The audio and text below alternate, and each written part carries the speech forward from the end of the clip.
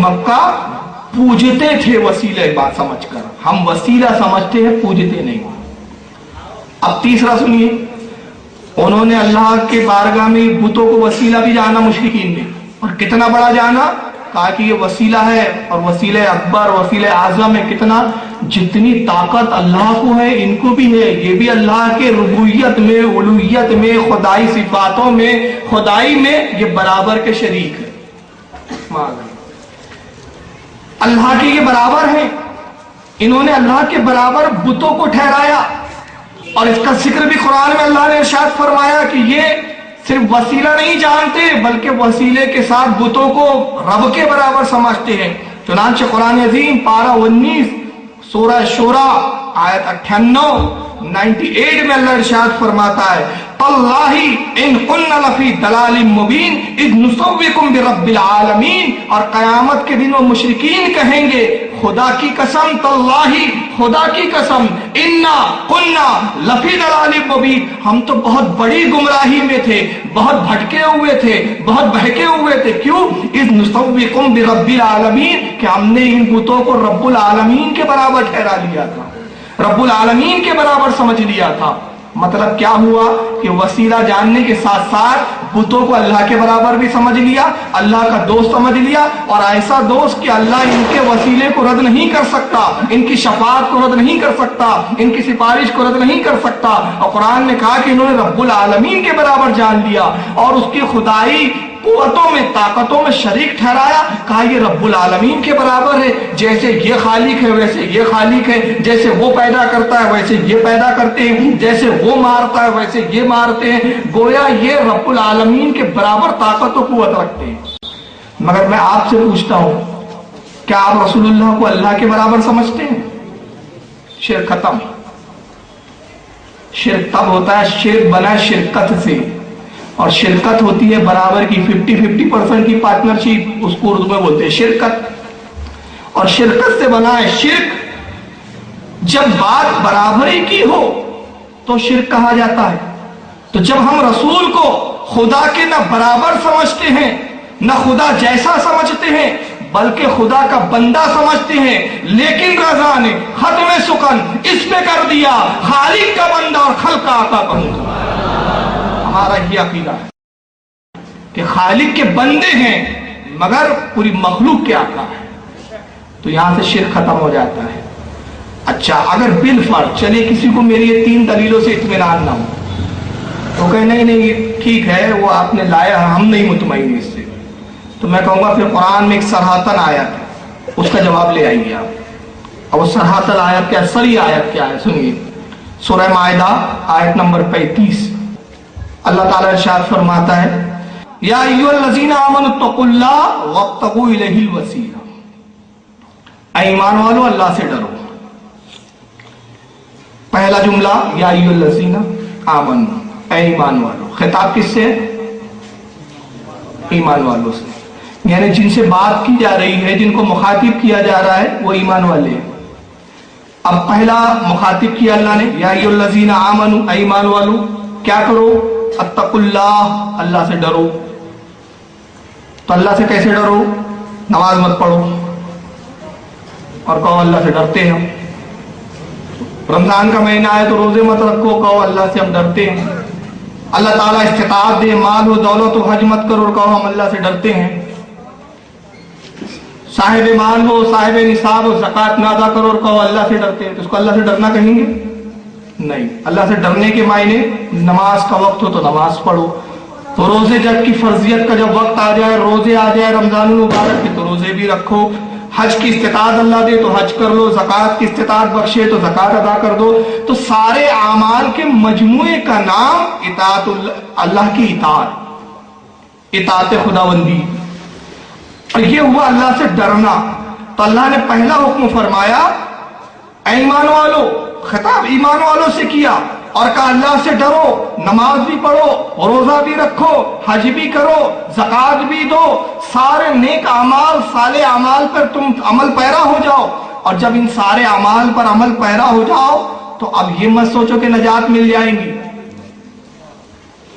یہ تکیہ کر کے مت بیٹھ جاؤ کہ ہو گیا اب جنت مل جائیں گی۔ کیوں؟ ایک تھا جس نے نماز ایک وقت کی بھی نہیں چھوڑی تھی، ایک تھا جس نے اللہ کی اطاعت سے کبھی روگردانی نہیں کی تھی، اس نے اتنے سجدے کیے کہ سجدے روئے زمین پر پھیلا دیے جائیں تو ایک جگہ، ایک انچ بھی جگہ نہ بچے جہاں اس نے سجدہ نہ کیا ہو۔ علماء فرماتے 90 لاکھ سال اس نے اللہ کی عبادت کی، مگر عبادت منہ پر مار دی گئی۔ کیوں؟ اس نے نیکوں کا ساتھ نہیں دیا، نیکوں کے ساتھ نہیں ہوا، صالحین کے ساتھ نہیں ہوا۔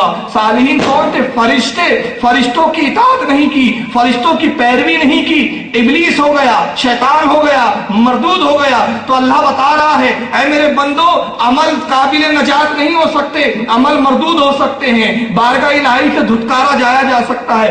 اگر ایمان کی حفاظت چاہتے ہو، عمل کی حفاظت چاہتے ہو تو کیا کرو؟ وابتغوا الیہ الوسیلہ، اس کی راہ میں وسیلہ تلاش کرو، وسیلہ ڈھونڈو۔ اور جب وسیلہ ڈھونڈ لو گے، کسی کو پکڑ لو گے، کسی ولی کے دامن سے وابستہ ہو جاؤ گے تو گمراہ نہیں ہوں گے، بھٹکو گے نہیں۔ تو یہ وسیلے کی سری آیت ہے جس میں اللہ نے فرمایا وسیلہ تلاش کرو۔ اگر وسیلہ شرک ہوتا تو یہ عجیب شرک ہے جس کا حکم اللہ ہی تعالیٰ دے رہا ہے۔ ایسا ہو سکتا ہے؟ نہیں ہو سکتا۔ اب آئیے ایک بات، یہاں پر ایک اعتراض آتا ہے، اور اعتراض یہ ہے کہ ایک مولوی صاحب کہیں گے آپ کو بعد میں، وسیلے سے مراد نبی نہیں ہے، وسیلے سے مراد اولیاء نہیں ہے، وسیلے سے مراد پیر و مرشد نہیں ہے، وسیلے سے مراد صالحین نہیں ہے۔ وسیلے سے مراد کون ہے؟ تو کہیں گے وسیلے سے مراد اعمال ہے، نماز ہے، روزہ ہے، حج ہے، زکوٰۃ ہے، صدقات ہے، نیک اعمال ہے وسیلہ۔ اللہ نے کہا وسیلہ تلاش کرو، مطلب نماز پڑھو، اس کو وسیلہ بناؤ۔ یہ تھوڑی کہا کہ ولی کو بناؤ، کہاں ہے ولی کو بناؤ؟ تو میں کہتا ہوں سب سے پہلے آپ یہ طے کر لیجئے کہ غیر اللہ کا وسیلہ شرک ہے یا نہیں، پہلے اس پہ آپ کمنٹمنٹ کر لیجئے، کیونکہ آپ بولتے ہیں اپنی کتابوں میں لکھتے ہیں کہ غیر اللہ کا وسیلہ ہی شرک ہے، اللہ کے علاوہ کسی کا وسیلہ پکڑنا ہی شرک ہے۔ پہلے طے کر لیجئے کہ غیر اللہ کا وسیلہ شرک ہے یا نہیں ہے۔ تو یہ کہیں گے نہیں ہے تو میں ان کی کتابیں کھول کے دکھاؤں گی ان کے ابا حضوروں نے کیا کیا لکھا ہے۔ جگہ جگہ لکھا ہے، تقویۃ الایمان سے لے کر ہر چھوٹی بڑی کتاب میں لکھا ہے کہ غیروں کا وسیلہ لینے والا، کسی ولی کو شفیع جاننے والا، اعمال کا وسیلہ لینے والا، کسی بزرگ کو شفاعت کا حقدار سمجھنے والا، کسی اور کو وسیلہ اور شفیع قرار دینے والا شرک میں ابو جہل کے برابر ہے، معاذ اللہ۔ تو پہلے طے کر لو۔ تو کہیں گے ٹھیک ہے، ہمارے بزرگوں نے لکھا، علماء نے لکھا، تو غیر اللہ کا وسیلہ شرک ہے، اللہ کے علاوہ وسیلہ نہیں، حالانکہ اللہ کا وسیلہ نہیں لیا جا سکتا۔ تو وسیلہ اعمال سے لو، پھر دلیل بھی لائیں گے۔ دلیل کیا سنائیں گے؟ قرآن سے سنائیں گے۔ قرآن یہ بھی پڑھتے ہیں نا، ایسا تھوڑی ہے قرآن آپ ہی پڑھتے ہیں۔ تو قرآن کیا سنائیں گے؟ قرآن سنائیں گے۔ دیکھو قرآن میں اللہ تعالیٰ نے فرمایا یا ایھا الذین آمنوا استعینوا بالصبر والصلاۃ ان اللہ مع الصابرین، اے ایمان والو صبر اور نماز سے مدد چاہو، بے شک اللہ صبر کرنے والوں کے ساتھ ہے، صابرین کے ساتھ ہے۔ تو اللہ نے وسیلہ قرار دیا نا نماز کو اور صبر کو۔ تو میں کہوں گا جب یہ بات طے ہو گئی کہ غیر اللہ کا وسیلہ شرک ہے، تو یہ جو آپ نماز پڑھتے ہیں یہ اللہ ہے کہ غیر اللہ ہے؟ سمجھ میں آ رہی ہے بات؟ نماز کس چیز کا نام ہے؟ مسجد میں گیا، تکبیر تحریمہ جب تک نہ کہو نماز میں داخل ہی نہیں ہوتا بندہ۔ تکبیر تحریمہ کیا ہے؟ نیت کر کے کہ نماز میں پڑھ رہا ہوں، دل میں ارادہ کر کے اللہ اکبر بول کے کانوں تک ہاتھ اٹھانا اور پھر ہاتھ باندھنا۔ اب نماز میں آپ داخل ہو گئے، اللہ اکبر کا ہاتھ باندھ دیا، نماز شروع ہو گئی، رکوع کیا نماز ہو رہی ہے، سجدہ کیا نماز ہو رہی ہے، قاعدے میں بیٹھے نماز ہو رہی ہے، قیام کر رہے نماز ہو رہی ہے، سلام پھر رہے نماز ہو رہی ہے۔ ارکان کے مجموعے کا نام نماز ہے۔ وہ ارکان جو رسول اللہ نے کر کے بتائے، صحابہ نے کیے، صحابہ سے تابعین نے دیکھ کر کیے، تابع تابعین نے کیے، ان سب سے لیتے ہوئے ہم تک یہ ارکان پہنچے، ہم نے دیکھا، اور جب ان ارکانوں کو ادا کر لیا تو کہا نماز ہو گئی۔ تو نماز چند ارکانوں کے، چند حرکتوں سقلات کے مجموعے کا نام نماز ہے، اور اللہ فرما رہا ہے آپ کے کہنے کے مطابق نماز سے مدد چاہو۔ تو یہ بتاؤ جو تم نماز پڑھ رہے یہ تو وسیلہ ہو سکتے ہیں، رسول اللہ نہیں ہو سکتے۔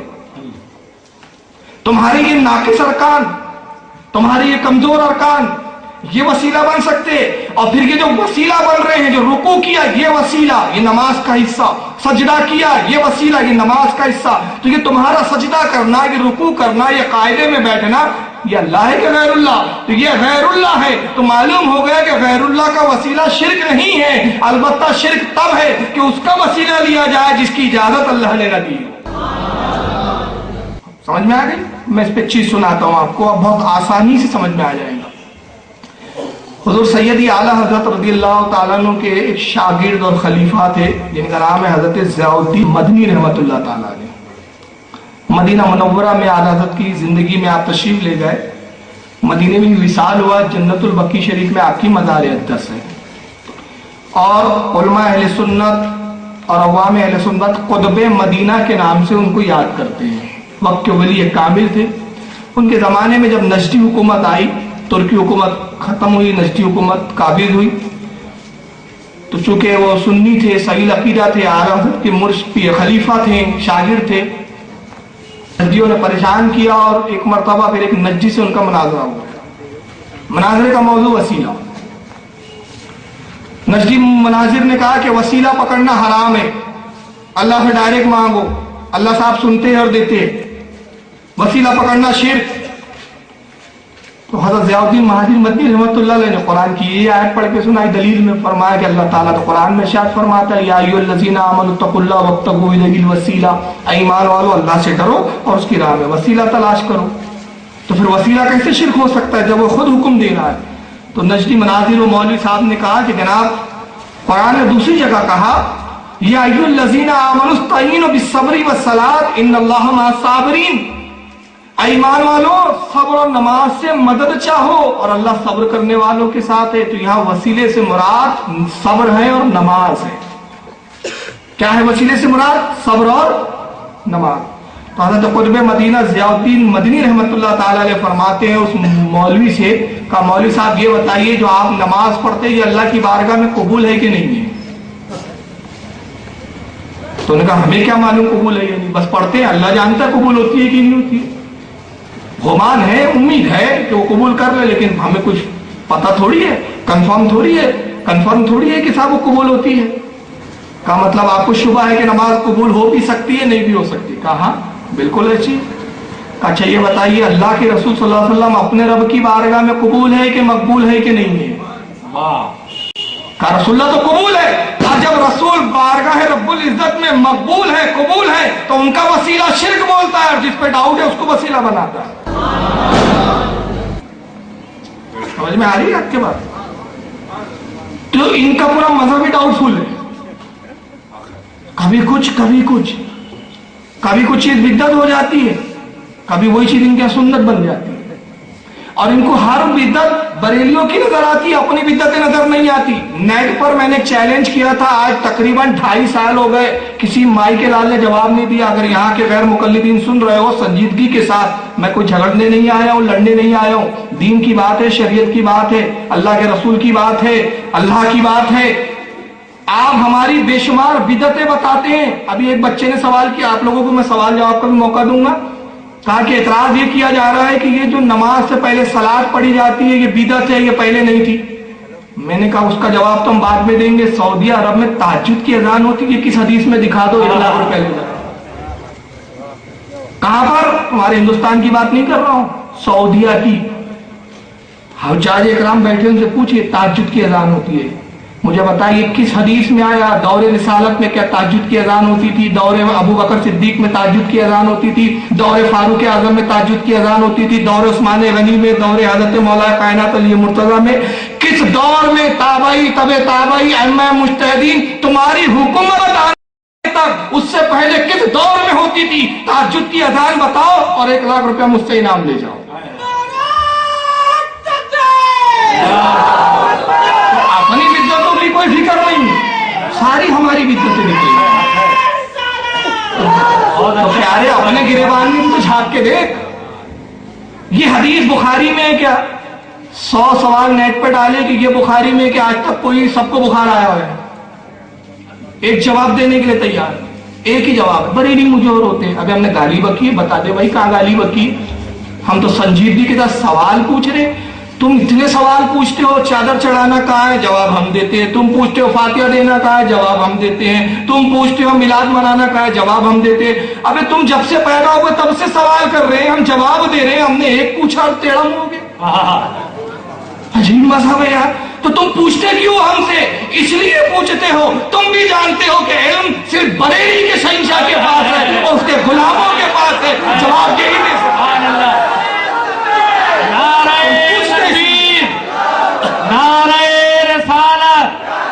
मसलके आला हजरत उलमाए अहले सुन्नत। सुभान अल्लाह। फारूक भाई बाबा। तो कहा जाता है बरेली जाहिल होते। अबे तो पूछता क्यों है? हर आदमी पढ़े लिखे थी तो पूछता है। तेरा पूछना दलील है हमारे पढ़े लिखे लोग। वाह वाह वाह। हम बरेली वाले हैं, इल्म वाले हैं।